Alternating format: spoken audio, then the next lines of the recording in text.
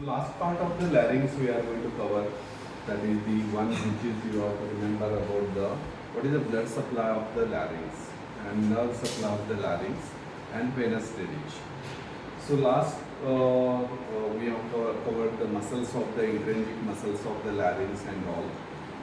So in this you have to remember the almost all the larynx, when you see the structure of the cavity of the larynx, which is we are going to divide into a whatever the cricoid cartilage above part, which is we have this is the laryngeal inlet. So in this we have the total cavity of the larynx. So almost all the muscles I have told. Cricothyroid muscle, which is there, it is supplied by the external laryngeal nerve. Then I have told the remaining all muscles, remaining 8 muscles which are there, they are supplied by the recurrent laryngeal nerve. So what is the nerve supply of larynx? It is supplied by the one is external laryngeal nerve and recurrent laryngeal nerve. In the muscles group, I have told the nerve supply is by the external laryngeal nerve, and you have to remember about the recurrent laryngeal nerve. Okay. So after this, when we see the muscles, where these all diagrams we have studied, different muscles appearance you can see, and these are the joints where we can understand the cricoarytenoid joint and cricothyroid joint. So in this you can remember the cricoid cartilage and thyroid cartilage. Here we have the two joints formed, that is the cricoarytenoid and cricothyroid joints.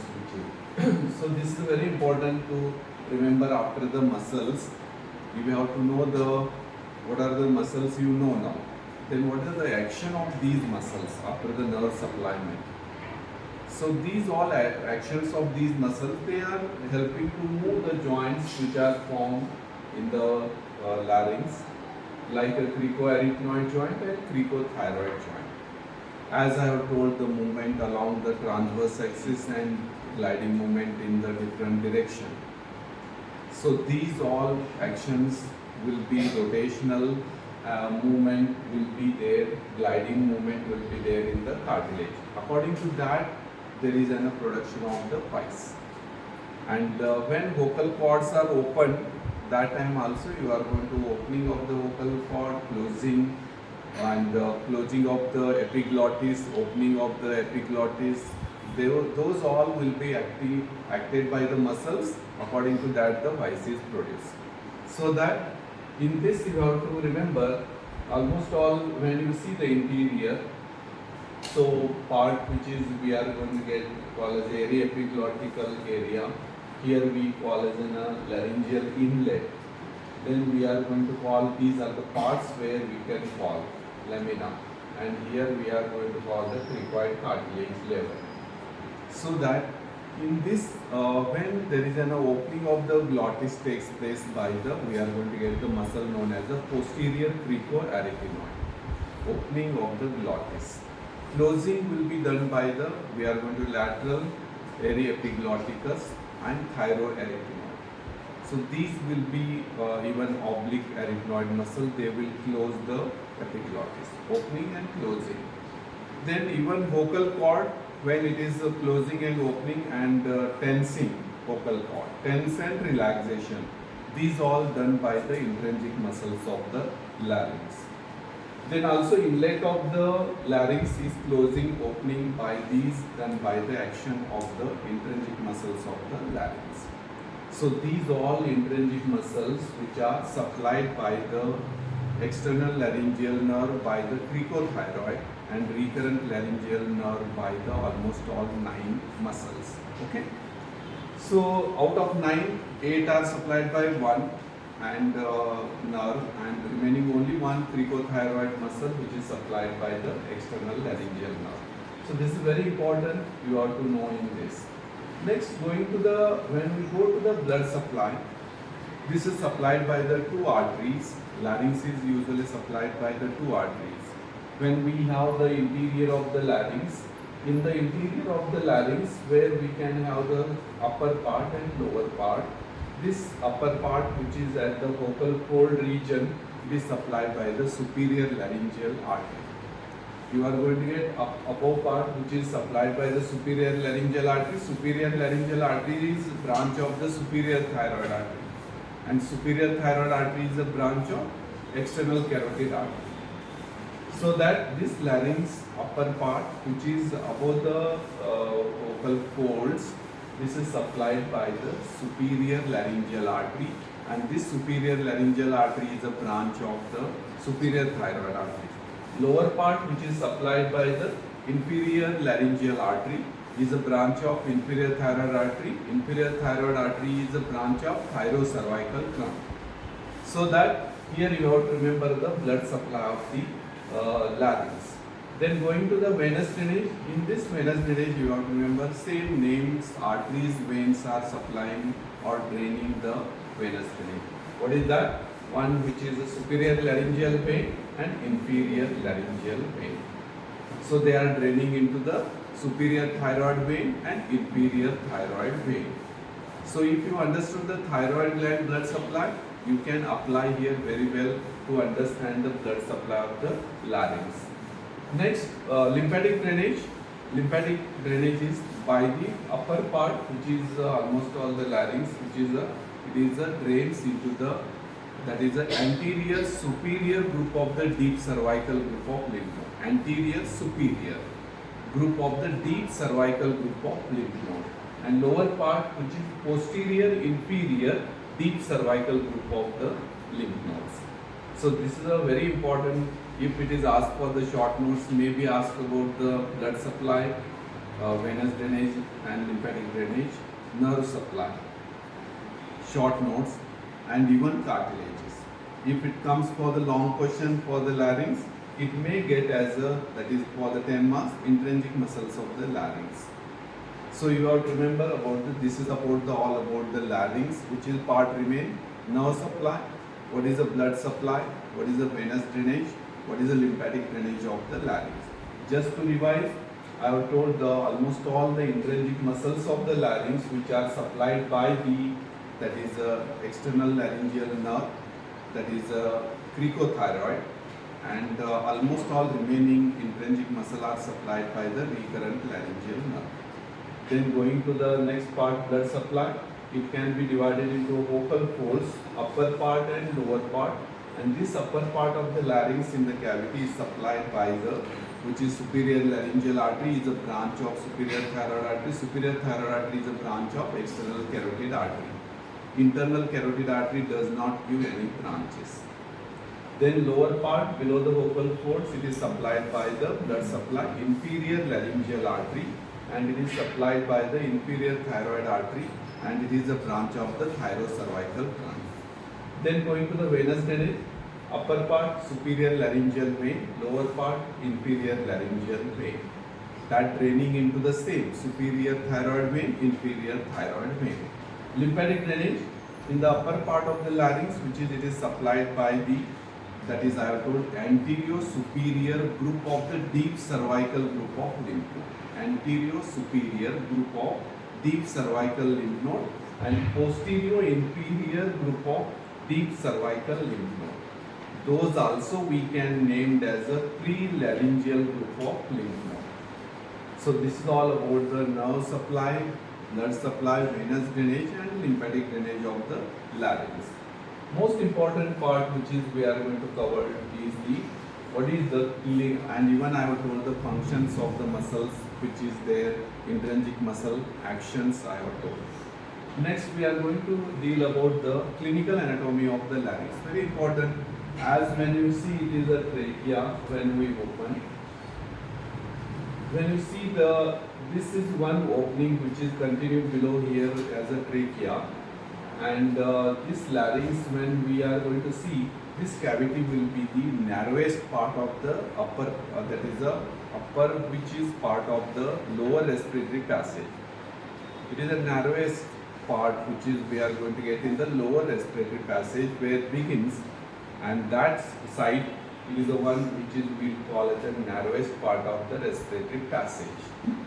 So any object which is enters into the larynx, it produces severe cough because it has to expel it out outside. It is not going to allow to enter into the trachea, trachea to the bronchus, bronchus to the lung. It goes when there is a paralysis. But in the normal case, anything which is foreign object or the food particles by chance or by mistake enters into the larynx, it will produce severe cough. Why it produces cough? Because it has to expel it out from the laryngeal cavity, larynx. So that is the one, any foreign body enters into the larynx, it causing the severe cough because it has to expel it out. Second one, as I have told, the nerve supply, mucous membrane interiorly lining, when there is a damage to the nerve supplying larynx, when we call the internal laryngeal nerve is damaged, it causing the whatever the part which is mucous membrane lines inside, it become anesthetized. That is, the anesthetized means it is no sensation. Even the food particle foreign object enters, there is no production of cough.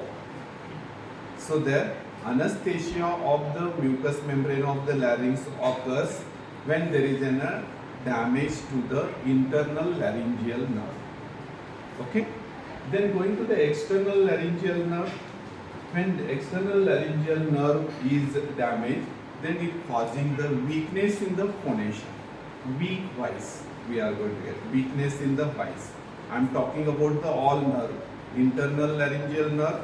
Now I am talking external laryngeal nerve. Next I am going to talk about the recurrent laryngeal nerve. So when patient complains to say there is a sudden loss of voice, then what you have to think of that.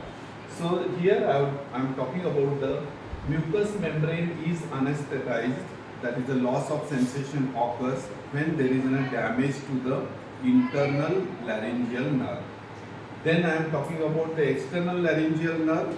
It causes the weakness in the phonation, weakness in the voice. That is the external laryngeal nerve. Next, when we go to the recurrent laryngeal nerve, both the recurrent laryngeal nerve damages, then there is a total loss of voice. Means right and left recurrent laryngeal nerve are damaged or paralyzed, then there is a total loss of voice takes place. So this is very, but one side, if recurrent laryngeal nerve is damaged, other is normal. If it is affected, right side recurrent laryngeal nerve is normal, left is affected, but phonation is possible. Means voice production is possible, patient can talk or produce the voice. So this is the one which is you have to very much important understand when patient comes with the complaints of the regarding the voice or the speech or the history, you have to take it. So that is very important to remember about the which nerve is damaged. So I am talking about the internal laryngeal nerve, external laryngeal nerve, recurrent laryngeal nerve both, and one recurrent laryngeal nerve damaged. These are the four aspects you have to understand in the larynx.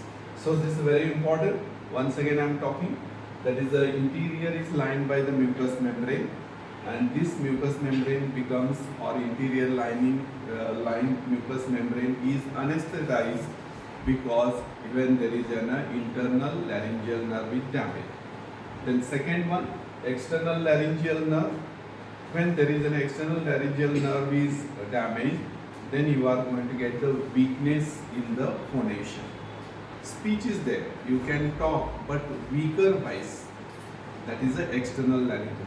When there is a both the right and left recurrent laryngeal nerve is damaged, then there is a total loss of voice.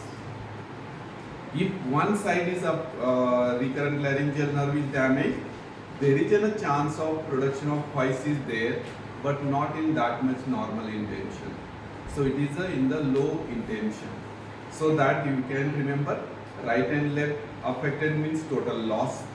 One side recurrent laryngeal nerve is there, then there is a weak voice. Then you can remember anesthesia of the mucous membrane. Then I have told that is a weaker phonation. So these nerves are very important. This 44 millimeter, 36 to 44 millimeter of organ is supplied by these all three nerve important. So that this is very important to remember. Then second applied anatomy, third applied anatomy when you go, that is we want to visualize the interior of the larynx. Interior of the larynx we want to see it. It is through or using the one instrument known as a laryngoscope. That is the instrument which is we put on the throat and larynx, standing behind the head. When patient is sleeping, you have to stand behind the head, then you have to visualize the larynx.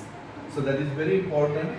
When you see this one is interior of the larynx will be there, and this larynx we are going to visualize through the instrument which is we call laryngoscope. Okay, and that procedure visualizing interior of the larynx is laryngoscopy. Procedure of visualizing interior of the larynx is a laryngoscopy, and the instrument which we use to visualize the interior of the larynx is called as a laryngoscope. Okay. Next, when there is an inflammation of the larynx, which is you are going to get, in this inflammation is there redness you are going to see, and in that weak condition we call as a laryngitis. Laryngitis is the inflammation of the larynx. One more very much important is a laryngeal edema. See, 44 millimeter organ, small. If it is swells, then what happens? It blocks the respiration. Person die on the table. This is the one which is the adverse drug reaction we call when patient is given any medicine and suddenly gets reaction, that is a hypersensitivity to that medicine, and because of the no time where to save, that is due to the laryngeal edema, patient dies on table. If previously when patient gets suddenly the drug reaction, that time most important is that is the laryngeal edema. Laryngeal edema is caused by the drug reaction. Drug reaction causing laryngeal edema blocks the respiration because it is a narrowest part of respiration. Then respiration stops means patient is going to die. So that is the one very important we call laryngeal edema. Next, any polyp like we are going to laryngeal polyp, or we have the laryngeal cancer. Cancer of larynx also there. There are patients where I have seen one fine normal there till sleeping yesterday, but early morning get up in some patients they have the history of sudden loss of voice.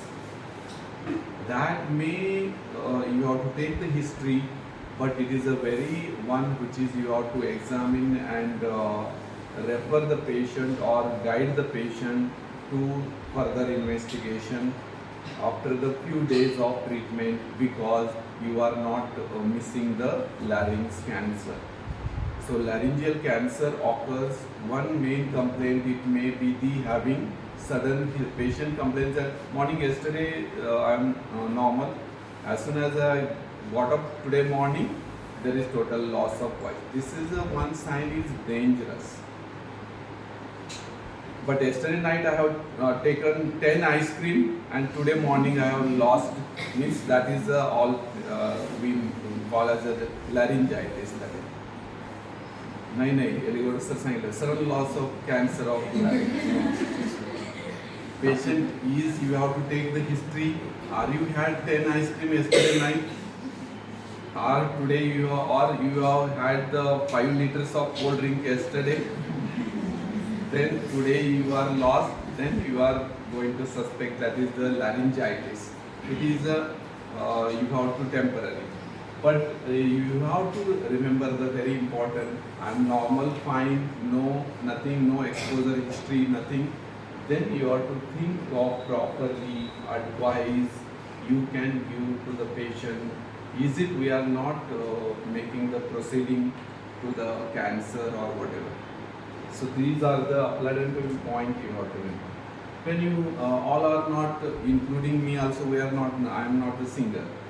The quality of larynx is, as the Lata Mangeshkar, our respected Lata Mangeshkar, whatever she had the quality of larynx is a very good quality of larynx.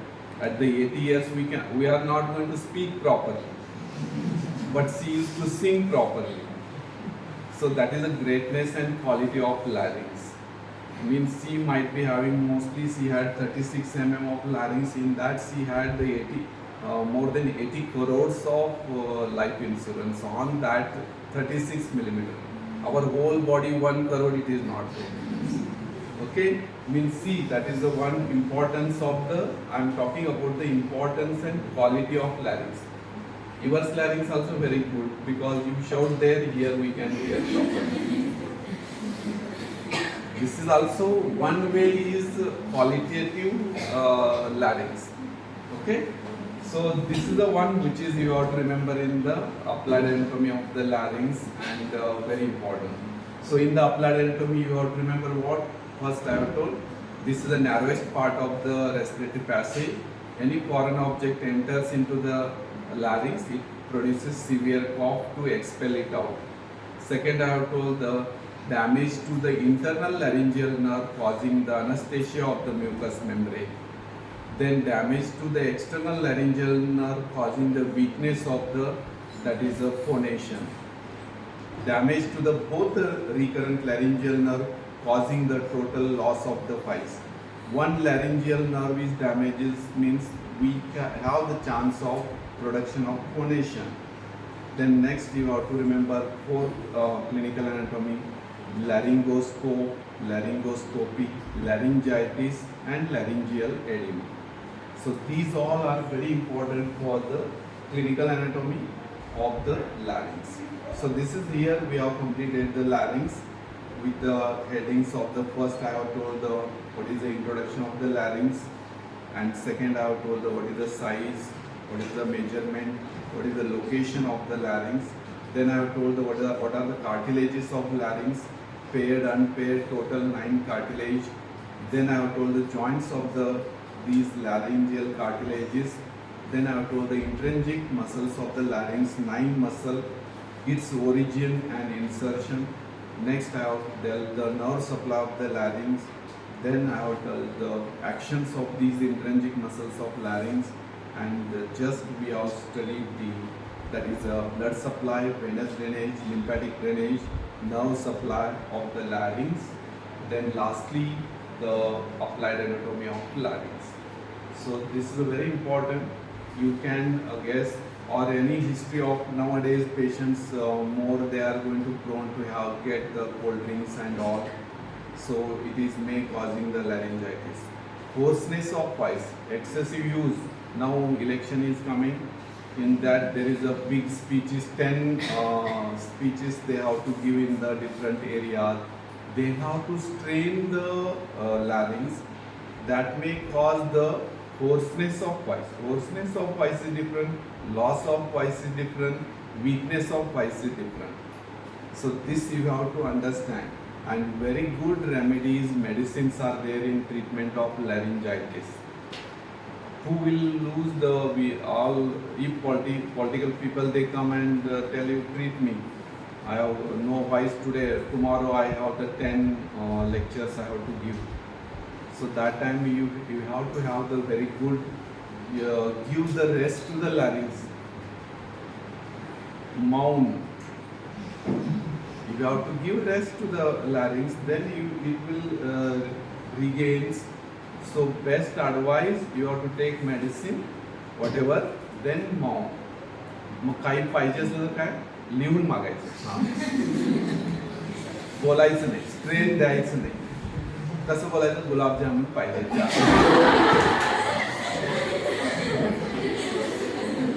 Okay, so we are going to tell the mound is the one which is rest for the larynx. That is the one which we advise rest. Don't talk, don't strain the larynx. Give the rest. Then that will, with the medicine, it will that is comes to the normal. So that is all about the very important larynx, and that is we have covered. And this can be asked for the 10 marks question. Okay, write down.